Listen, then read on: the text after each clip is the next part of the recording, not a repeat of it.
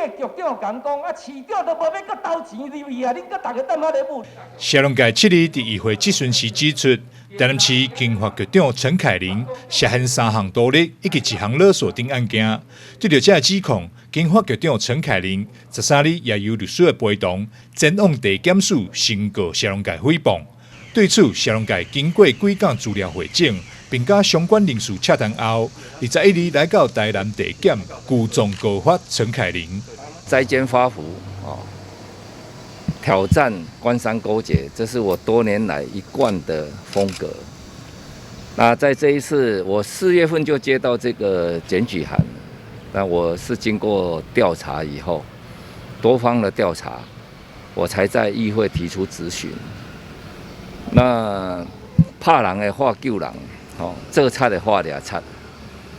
当你心虚的时候，你就会做出各种动作。我们是不断在观察。所以陈局长呢，对我提出这个所谓诽谤的告诉，我当然欢迎来告。那我也会请检察官调出相关的证人。今天呢，我对他控告就是贪污治罪条例第4条第1项那第2款还有第6条图利罪。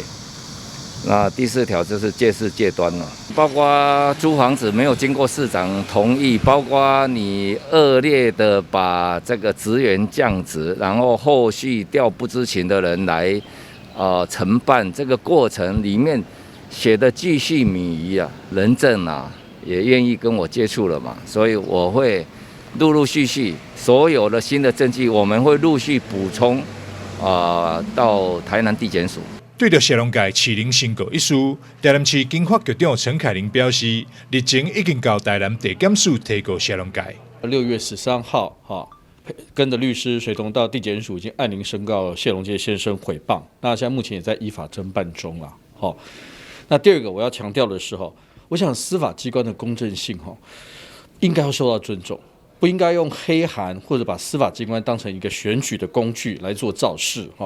那我也相信，我深信司法会还给我跟我的同仁清白。那我想谢龙介既然已经提告了，我们就去法院说清楚、讲明白。那么一切交给司法，不要再用这种抹黑的手段来做选举了。那今天谢龙介先生用这个所谓加工的这个制图来提出对外散布，我想会提出加重诽谤。陈凯琳表示，谢龙介既然已经提告，双方就甲法院讲好清楚，也呼吁谢龙介莫以抹黑的手段来进行选举。另外，针对谢龙介21日的言论，伊也将追加提告加重诽谤罪。台南新闻张硕维采访报道。